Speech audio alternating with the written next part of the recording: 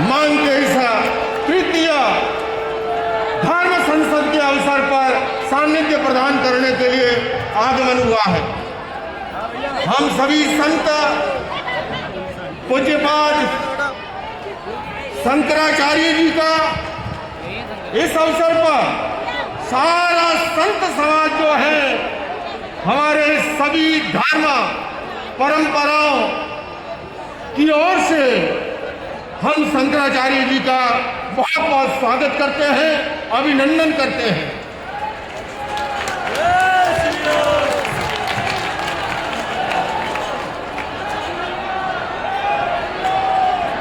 अभी मेरे परम आदरणीय और आत्मीय मित्र देवकीनंदन ठाकुर जी महाराज ने अपने विचार रखे। मैं आपको निवेदन करना चाहता हूं। सदियों से मुगल शासकों ने हर वो संभव प्रयास किए जिससे सनातन धर्म नेस्तनाबूद हो जाए। परिणाम आज सबके सामने है। देश में वक्फ बोर्ड, मदरसों, मस्जिदों के नाम पर जो कुछ हो रहा है वो किसी से छिपा नहीं है। वक्फ बोर्ड और उसके कार्यकलाप इसके प्रत्यक्ष किन प्रमाणों की युक्ति को सार्थक करते हैं। देश भर में वक्फ बोर्ड पर लगभग संपत्ति, देश भर में वक्फ की करीब 8.7 लाख से ज्यादा संपत्तियां हैं। यानी वक्फ बोर्ड के अधिकार क्षेत्र में कुल मिलाकर करीब 9.4 लाख एकड़ जमीन है। आजादी के बाद वक्फ अधिनियम पहली बार 1954 में संसद में पारित किया गया। इसके बाद 1955 में एक नया वक्फ अधिनियम पारित किया गया। 2013 की पिछली सरकारों में इसमें संशोधन कर वक्फ बोर्डों को संपत्ति हड़पने की असीमित शक्तियां दी गईं। वक्फ अधिनियम के संशोधन में यह भी प्रावधान कर दिया गया कि इसे किसी भी अदालत में चुनौती नहीं दी जा सकती है। सीधे शब्दों में कहें तो वक्फ बोर्ड के पास मुस्लिम दान के नाम पर संपत्तियों पर दावा करने की अपार शक्तियां हैं। 1947 में ये देश धर्म के आधार पर बांटा गया था। इसमें हिंदू के लिए हिंदुस्तान और मुस्लिमों के लिए पाकिस्तान। साल 1956 में हिंदू कोड बिल भी लाया गया था, लेकिन उस वक्त की मौजूदा सरकारों ने हिंदुओं को कुचलने के लिए और मुस्लिम वोट बैंक को खुश करने के लिए कई ऐसे विपरीत कदम उठाए जिससे संविधान के अनुच्छेद 44 के तहत अनिवार्य समान नागरिक संहिता लागू नहीं की जा सकी। यानी कहा जा सकता है कि आजादी के बाद भी सनातनियों को भारत में कुछ नहीं मिला। ऐसे में सनातन बोर्ड गठन की मांग पूज्य महाराज श्री देवकीनंदन ठाकुर जी ने उठाया, जो इस तृतीय सनातन धर्म संसद में पधारे सभी संत महापुरुषों के आशीर्वाद से महाराज श्री का ये प्रयास एक सार्थक और निर्णायक साबित होगा। पूज्य महाराज श्री का दृढ़ रूप से मानना है अब देश में सनातन बोर्ड का गठन, कृष्ण जन्मभूमि का मुक्तिकरण और तिरुपति बालाजी के प्रसाद में मिलावट करने वालों पर कठोर सजा जरूरी है।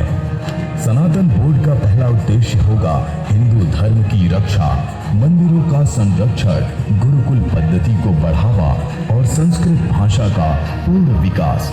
होना तो ये भी चाहिए कि आजादी के समय ही देश को हिंदू राष्ट्र घोषित कर दिया जाना चाहिए था, लेकिन धर्मनिरपेक्षता के नाम पर छल किया गया।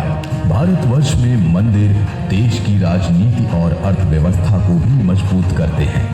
नेशनल सैंपल सर्वे ऑर्गेनाइजेशन के मुताबिक देश में टेम्पल इकोनॉमी करीब 3.2 लाख करोड़ रुपए यानी 40 बिलियन डॉलर है और हमारे करीब 4 लाख मंदिरों पर सरकार का कब्जा है। लेकिन दुर्भाग्य है कि सनातन बोर्ड के गठन के लिए धर्म गुरुओं को संघर्ष करना पड़ रहा है। लेकिन पूज्य महाराज श्री देवकीनंदन जी का ये निरंतर प्रयास सनातन धर्म संसद में पधारे सभी संत महापुरुषों के परम आशीर्वाद से सार्थक होगा और एक बड़े निर्णय की ओर लेकर जाएगा। सनातन संस्कृति के लिए होना तो और भी बहुत कुछ है, लेकिन आप सभी का ज्यादा समय ना लेते हुए अब बढ़ते हैं तृतीय सनातन धर्म संसद की ओर। एक बार सनातन ये आपने जगत गुरु भगवान अभी पधार रहे हैं, शंकराचार्य भगवान अभी पधार रहे हैं। धर्माचार्य, कथाकार, धर्म प्रचारक, अखाड़ा परिषद के हमारे अध्यक्ष महोदय, महाराज जी का बड़ा स्नेह हमारे साथ है और महाराज जी पूरे अखाड़ों को लेकर पहुंचे हुए हैं, ऐसा समझना चाहिए। 13 अखाड़े यहाँ पर हैं समय। पूज्य गीता मनीषी श्री ज्ञानानंद जी महाराज हमारे मध्य में उपस्थित हैं। अब मैं एक एक नाम लूंगा तो बहुत नाम है इस मंच की शोभा बढ़ाने के लिए। वृंदावन से, हरिद्वार से, काशी से, प्रयागराज से अनेक संत वृंद यहाँ पहुंचकर सभी सनातनियों के दर्द को बताने के लिए यहाँ पर उपस्थित हुए। अभी मैं अपनी बात को ज्यादा बड़ी नहीं करूंगा, सिर्फ जिस विषय पर हम सभी को ध्यान देना है, संतों का आशीर्वाद मिलेगा, वो विषय मैं आपके सामने सूक्ष्म रूप से रख रहा हूं। वो विषय है वर्तमान समय में हम सबके श्रद्धा, विश्वास, समर्पण का विषय है भगवान की पूजा पद्धति। चाहे भगवान राम हो, चाहे भगवान कृष्ण हो, चाहे शिव हो, चाहे हनुमान जी हो, चाहे देवी माँ हो, चाहे गणेश जी हो, अनेक रूपों में भगवान की पूजा हमारे यहाँ की जाती है। लेकिन वर्तमान युग में अधिकांश पत्रकार बंधुओं ने हमसे पूछा, सनातन बोर्ड की आवश्यकता क्यों पड़ रही है आपको? सभी सनातनियों का भी ध्यान चाहूंगा और सभी मंच आसीन जितने भी धर्माचार्य हैं उनका भी ध्यान 2 मिनट के लिए चाहूंगा। हम सबसे पूछा जा रहा है कि सनातन बोर्ड की मांग क्यों कर रहे हैं आप, क्या आवश्यकता है? यहां पर धर्म को जानने वाले धर्माचार्य भली प्रकार से जानते हैं कि हमारे यहाँ प्याज लहसुन भी नहीं खाया जाता है, सात्विकता का इतना ध्यान रखा जाता है। लेकिन हमारे सनातनी मंदिर क्योंकि सरकारों के अंडर में है, अभी कुछ समय पूर्व हमें संदेश मिला, हम सबको न्यूज़ों के माध्यम से पता चला, एजेंसियों ने भी जांच करके बताया कि तिरुपति बालाजी के मंदिर के प्रसाद में पशुओं की चर्बी भी प्राप्त हुई है। अब हम आपसे जानना चाहते हैं, क्या ये सनातनी पशुओं की चर्बी खाने के लिए तैयार हैं? जोर से बोलिए, तैयार है? आप बताइए, तैयार है? ये दोबारा घटना न घट सके, इसके लिए हमें सनातन बोर्ड चाहिए।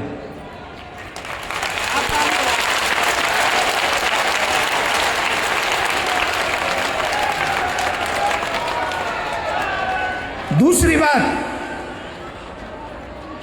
हम आपसे एक बात जानना चाहते हैं कि कोई व्यक्ति को हार्ट अटैक आ गया हो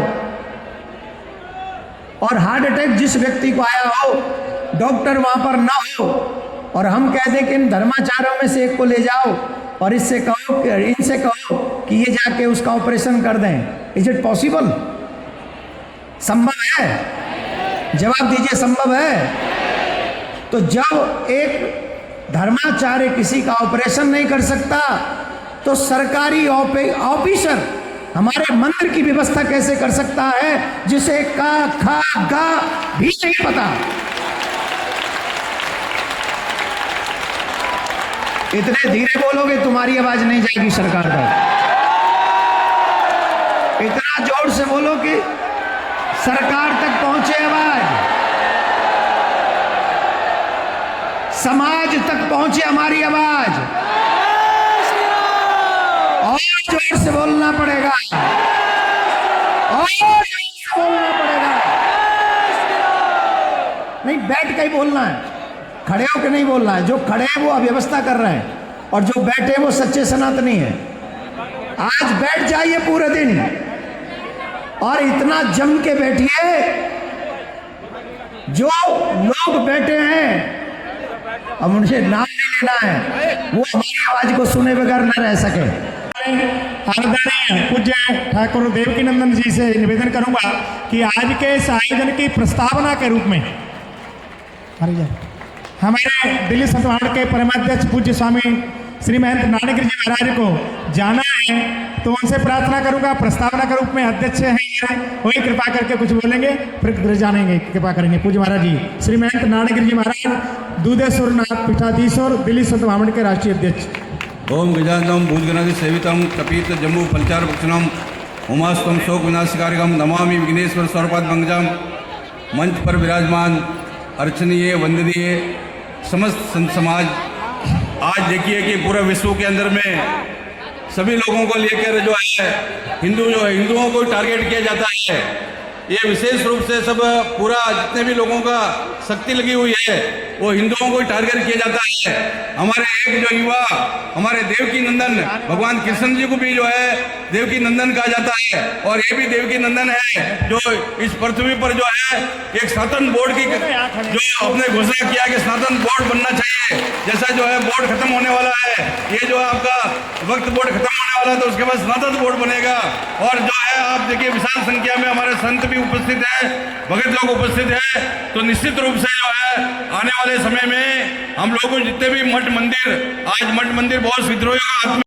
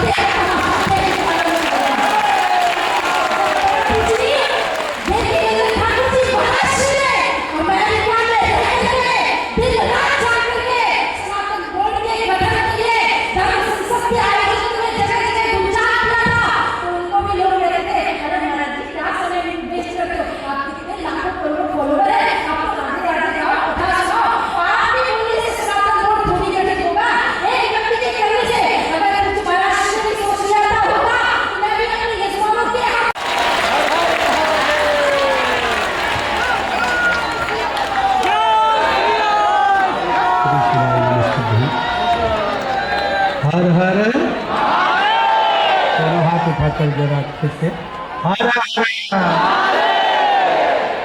शंकर का स्वरूप, शिव का एक रूप जगत गुरु शंकराचार्य जी हमारे मध्य में विराजमान है, जिनके पावन चरणों को वंदन नमन करता हूँ।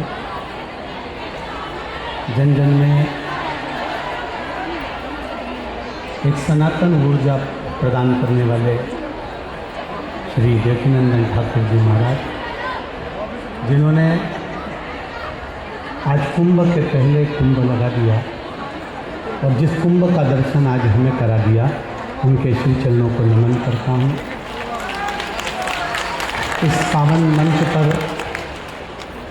भारत की भूमि के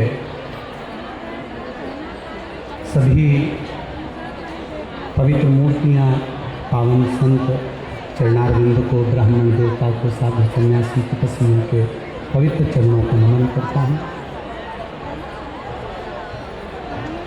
हमारे अयोध्या के राजूदास जी महाराज जी बड़ा सुंदर सुंदर बात अभी कहे, इससे पहले भी संतों ने बहुत सुंदर कहा। तब तक यहाँ संत इकट्ठे होते रहेंगे, तब तक हम और आप आपको जगाते रहेंगे। आप कब जागोगे? अब हमें जगाने की जरूरत नहीं है, जागना आपको है, इस राष्ट्र बचाना आपको।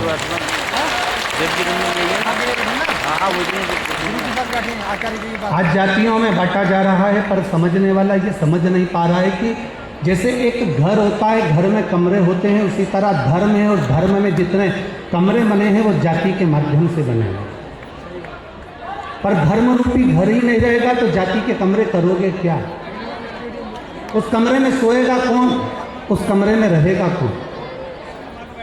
प्रयास करो, घर में जितने सदस्य आपके रहते हैं, इस आस्था चैनल के माध्यम से, सोशल मीडिया के माध्यम से और न्यूज़ चैनल के माध्यम से जितने सनातनी इस मंच से परम, इसलिए पंकज जी भी उमराव के विधायक हैं, हमारे यहीं के विधायक साहब भी बैठे हुए जो इसी क्षेत्र के हैं। ये सभी लोग सनातनी बनकर आए और एक बार जोरदार ताली सनातनी के लिए बजाइए।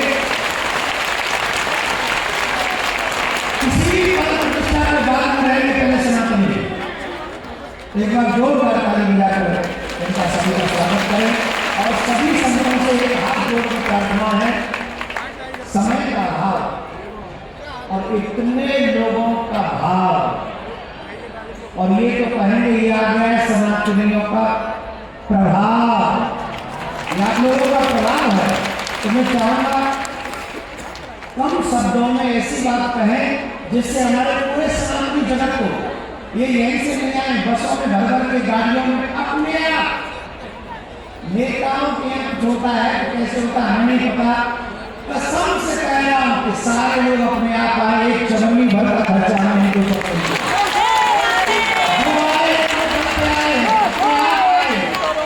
हम चाहेंगे कि सबको आपका मार्गदर्शन मिल सके कम शब्दों में और ज्यादा देर। एक और आए हमारे बाबा सिख बाबा आए, कनाडा में कुछ तथाकथित लोगों ने हिंदू मंदिरों पर आक्रमण किया। वो लोग गुरु गोविंद सिंह जी के सच्चे भक्त नहीं हो सकते। जो सच्चे भक्त हैं गुरु गोविंद सिंह जी के, ये खड़े हाथ में तलवार लेकर सनातन की रक्षा के लिए खड़े हैं। हम गुरु गोविंद साहब जी जीवन भर पीढ़ी दर पीढ़ी उनके ऋण नहीं चुका सकेंगे, लेकिन ऐसे लोग उनको आगे बढ़ा रहे हैं और वैसे लोग उनका आनंद कर रहे हैं, उसके सम्मान में गिरावट कर रहे हैं। इसलिए इनका इस सनातन धर्म समाज में आप सब ताली बजाकर ऐसे संत का स्वागत करें।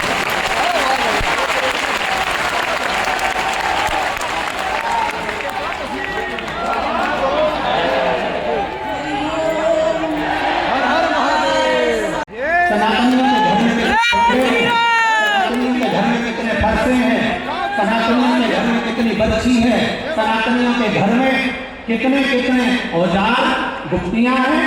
मालूम पड़ा एक तो पड़ी होगी, उसमें भी जंग लग रही होगी, परंतु अब जंग लगाने की जरूरत नहीं। जितने घर में सदस्य हैं उतने औजार होना चाहिए।